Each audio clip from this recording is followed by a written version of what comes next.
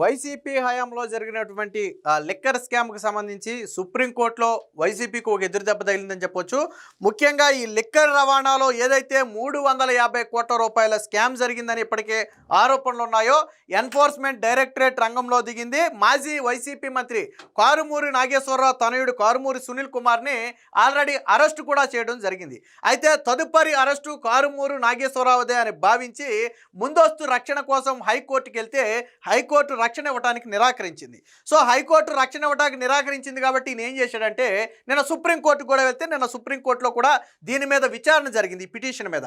So petition మొత్తాన్ని విచారించినటువంటి ధర్మాసనం ఎట్టి పరిస్థితుల్లో మేము ముందస్తు రక్షణ కల్పించలేమో, తీవ్ర నేర అభియోగం ఉన్న నేపథ్యంలో కుటుంబం మొత్తం కూడా ఈ స్కామ్లో ఇరుక్కుందని ఈడీ ఆరోపించిన నేపథ్యంలో మేము ఎట్టి పరిస్థితుల్లో జోక్యం చేసుకోలేము అని చెప్పి కొండ బద్దలు కొడుతూ నిన్న తీర్పునైతే ఇవ్వడం జరిగింది. దీంతో కారుమూరి నాగేశ్వరరావు అరెస్టు దాదాపుగా ఖాయమైంది. ఇక ఏ కోర్టు నుంచి కూడా రక్షణ రాల. కావాలంటే అరెస్టు తర్వాత బెయిల్ పిటిషన్ వేసుకోండి, దాని మీద విచారిస్తాం తప్ప ఇప్పుడు కేసులో మేము ఇన్వాల్వ్ కాలేము అని చెబుతూనే 350 కోట్ల రూపాయల స్కామ్ జరిగిందన్నట్టుగా నిన్న సుప్రీంకోర్టు కూడా సూత్రప్రాయంగా అంగీకరించింది.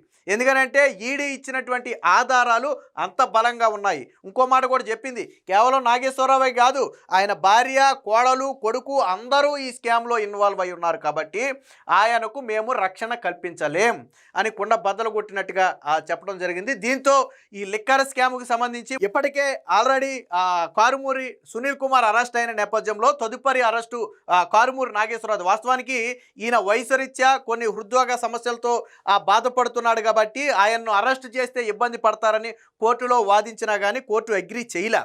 ఈ సమయంలో జోక్యం చేసుకోవడం అంటే కేసును నీరుగార్చడమే అవుతుంది తప్ప మేము జోక్యం చేసుకోలేము, ఆయన్ను కస్టడీలో విచారించాల్సిన అవసరం ఉంది అని స్వయంగా నిన్న కోర్టే అభిప్రాయపడింది. కోర్టే పోలీసుల కస్టడీకి ఇస్తే తప్ప దీంట్లో మూలాలు వెలికి తీసే అవకాశం ఉండదని చెప్పి నిన్న కోర్టే అభిప్రాయపడింది. దీంతో ఇప్పుడు వైసీపీ పరిస్థితి ఎలా ఉందంటే ముందు నొయ్యి వెనక గొయ్యిలాగా ఉంది. ఈయన అరెస్ట్ అయితే ఎక్కడ కొత్త పేర్లు బయటకు వస్తాయని ఒక భయం, ఆల్రెడీ ఇప్పటికే తనయుడు అరెస్ట్ అయి ఉన్నాడు, పొలిటికల్గా ఎక్కడా ఇబ్బంది అవుద్దని ఇంకో భయం, ఇంకోటి ఏంటంటే కారుమూరి నాగేశ్వరరావు అరెస్ట్ తర్వాత మరికొన్ని పేర్లు బయటకు వస్తాయనేది వీళ్ళ భయం. సో ఈ భయంతోనే వాళ్ళు ఉన్నారు. దీనికి సంబంధించినటువంటి వార్త వచ్చింది. నిన్న కోర్టు ఏం వ్యాఖ్య చేసింది అనేది కూడా ఒకసారి చూద్దాం. కారుమూరికి చుక్కెదురు, 350 కోట్ల ప్రజాధనం మళ్లించారు, మద్యం రవాణా కేసులో బెయిల్ ఇవ్వటం కుదరదన్న న్యాయస్థానం. సో మళ్లించారు అనే సూత్రప్రాయ అభిప్రాయానికి వచ్చింది ఎవరు? కోర్టే వచ్చింది, గౌరవ సుప్రీంకోర్టే వచ్చింది. ఆరోపణల తీవ్రతను బట్టి కస్టోడియల్ విచారణ అవసరమని వ్యాఖ్య. సో ఏం చెప్పారు వాళ్ళు? ఈ వ్యక్తిని ఖచ్చితంగా అరెస్టు చేసి కస్టడీలో విచారిస్తేనే ఈ నేరానికి సంబంధించినటువంటి మరికొన్ని కోణాలు బయటకు వచ్చే నేపథ్యంలో ఇతని అరెస్టు సబాబే, అంటే ఇంకా చేయలేదు అనుకోండి, సో ఇతను అరెస్టు అవ్వడానికి పూర్తిగా అర్హుడు, ఈ సమయంలో మేము జోక్యం చేసుకోలేమని చెప్పి నిన్న కుండ బద్దలు కొడుతూ చెప్పింది.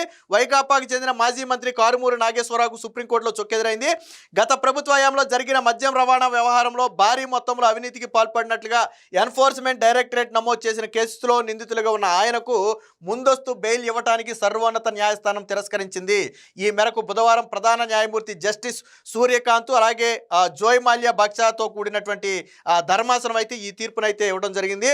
సో కారుమూరి నాగేశ్వరరావు తరపున సీనియర్ న్యాయవాది అశోక్ బాను వాదనలు వినిపిస్తూ ఇది కేవలం రాజకీయ కక్షే తప్పితే ఇందులో ఎటువంటి వాస్తవం లేదని వాదించినప్పటికీ కూడా కోర్టు అయితే దాంతో ఎగ్రో చేయాల. సో కోర్టు కూడా కొన్ని ఆర్గ్యుమెంట్ చేసింది, ఒకసారి చూద్దాం. ఇందులో పిటిషనర్ కుమారుడు, కోడలు, సతీమణి కుటుంబం అంతా లబ్ధి పొందారు. దాదాపుగా 350 కోట్ల ప్రభుత్వ సొమ్మును కాజేశారు. మీరు మాత్రం పిటిషనర్ ప్రభావం ఏమీ లేదని చెబుతున్నారు. ఈ రోజుల్లో ప్రభావం అన్నది పైకి కనిపించదు అని వ్యాఖ్యానించింది. ఎవరు వ్యాఖ్యానించారంటే ఈ అశోక్ బాన్ అనే వ్యక్తి ఎవరైతే కారుమూరి నాగేశ్వరరావు తరపున సీనియర్ న్యాయవాదిగా వాదనలు వినిపించాడో ఆయన ఏమన్నాడంటే ఇది రాజకీయ కక్ష తప్ప ఇందులో ఏం స్కామ్ జరగలేదు, సో ఆ వ్యక్తిని రాజకీయ కక్షతో ఇరికించారు అని చెబితే కోర్టు చేసినటువంటి వ్యాఖ్యలు ఇవి. 350 కోట్ల రూపాయలు సొమ్ము కాజేశారు, మీరు మాత్రం అసలు పిటిషనరు ప్రభావవంతమే ఏమీ చేయలేదని ఎలా చెప్తున్నారని చెప్పి, ప్రభావం అనేది పైకి కనపడదు, అది విచారణలోనే బయటకు వస్తుందని చెప్పి నిన్న ఆ కోర్టు వ్యాఖ్యానిస్తే అప్పుడు కారుమూరి నాగేశ్వరరావు తరపు లాయర్ కూడా స్పందిస్తూ ఏం చెప్పాడంటే పిటిషనర్ సంబంధిత శాఖ మంత్రిగా లేకపోయినా కుమారుడికి సబ్ కాంట్రాక్ట్ దక్కేలాగా చేయడంలో కీలక పాత్ర పోషించినట్లుగా హైకోర్టు పేర్కొంది. ఈ కేసు 2 ప్రైవేటు సంస్థల మధ్య కుదిరిన సబ్ కాంట్రాక్ట్కి సంబంధించింది. మద్యాన్ని ఫ్యాక్టరీల నుంచి వ్యాపారులకు చేరవేసే రవాణా కాంట్రాక్ట్ని ఒక ప్రైవేటు సంస్థ పొందింది. ప్రస్తుతం మద్యం విధానం ప్రకారం ఒకసారి ఫ్యాక్టరీ నుంచి ట్రక్కు బయలుదేరితే అది గమ్యం చేరే వరకు జీపీఎస్ ద్వారా ట్రాక్ చేస్తారు. బోగస్ ఇన్ఫ్లేటెడ్ బిల్లులు సృష్టించడం అనేది సాధ్యం కాదు. తొలుత కేసును విజిలెన్స్ విభాగం దర్యాప్తు జరిగింది కానీ అందులో ఏమీ దొరకలేదు. కాబట్టే ఈడీకి బదిలీ చేశారు.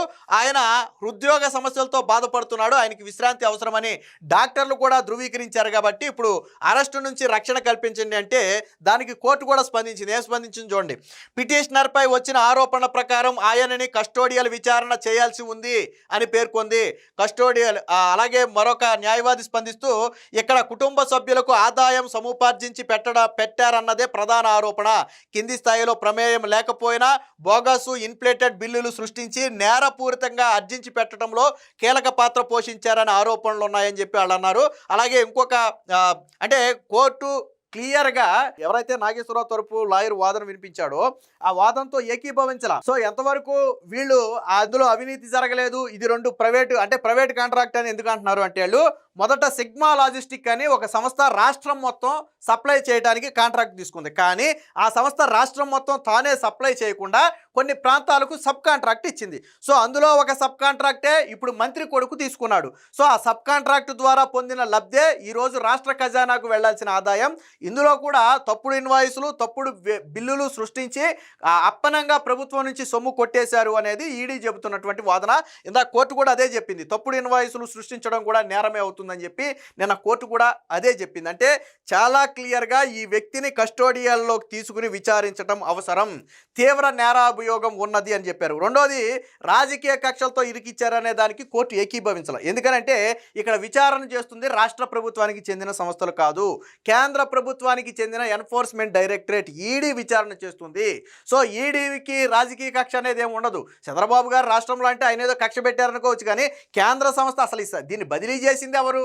దీన్ని ఏమి వాళ్ళే చెప్తున్నారు. విజిలెన్స్ విభాగానికి ఇస్తే విజిలెన్స్ విభాగానికి వచ్చిన ఆధారాల ఆధారంగా కేంద్ర ఈడీకి ఇచ్చారు. సో ఈడీ ఏంటంటే మరికొంత మూలాల్లోకి వెళ్ళద్ది, మనీ ట్రయల్ని ఎక్కడ జరిగింది ఏంటి అనేది ఆధారాలతో సహా బయట పెడద్ది. కాబట్టే ఈడీకి ఇచ్చారు.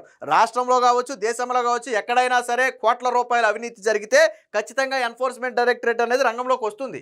అలా వచ్చిందే ఈడీ తప్ప ఇందులో రాష్ట్ర ప్రభుత్వ ప్రమేయం ఏమీ లేదు. రాష్ట్ర ప్రభుత్వ పోలీసులు కాదు, రాష్ట్ర ప్రభుత్వ అధికారులు కానే కాదు. కాబట్టి సుప్రీంకోర్టు కూడా వాళ్ళ వాదనతో ఏకీభవించలేదు. ఖచ్చితంగా ఈయన్ని కస్టోడియోలోకి తీసుకుని విచారించాలి అని స్పష్టంగా చెప్పింది. దీంతో రేపో మాపో కారుమూరి నాగేశ్వరరావు అరెస్ట్ అయితే ఖాయంగా కనపడుతుంది. ఇప్పటి వరకు రక్షణ వస్తుందేమో కోర్టు నుంచి అనే కోణంలో పోలీసులు అయితే ఆగారు. ఇప్పటికే ఈడీ కూడా 1 సారో 2 సార్లు ఆల్రెడీ నోటీసులు ఇచ్చి విచారణ కూడా తీసుకుంది. ఒకసారి స్వయంగా కారుమూరి నాగేశ్వరరావు ఇంటికెళ్లే విచారణ చేశారు. సో పూర్తి స్థాయిలో దీని మీద ఇప్పటికే కొన్ని ఆధారాలను కూడా సేకరించారు. సో మొత్తంగా ఈ లిక్కర్ స్కామ్కి సంబంధించి వైసీపీకి చెందినటువంటి మాజీ మంత్రి అయినటువంటి కారుమూరి నాగేశ్వరరావు త్వరలోనే అరెస్టు కాబోతున్నారు అనేది మాత్రం జరుగుతుంది. ఆయన అరెస్టు జరిగితే మాత్రం దీని వెనక ఉన్నటువంటి మరికొన్ని పెద్ద తలకాయలు బయటకు వచ్చే అవకాశం ఉందని ఇప్పుడు సోషల్ మీడియాలో చర్చ అయితే నడుస్తుంది.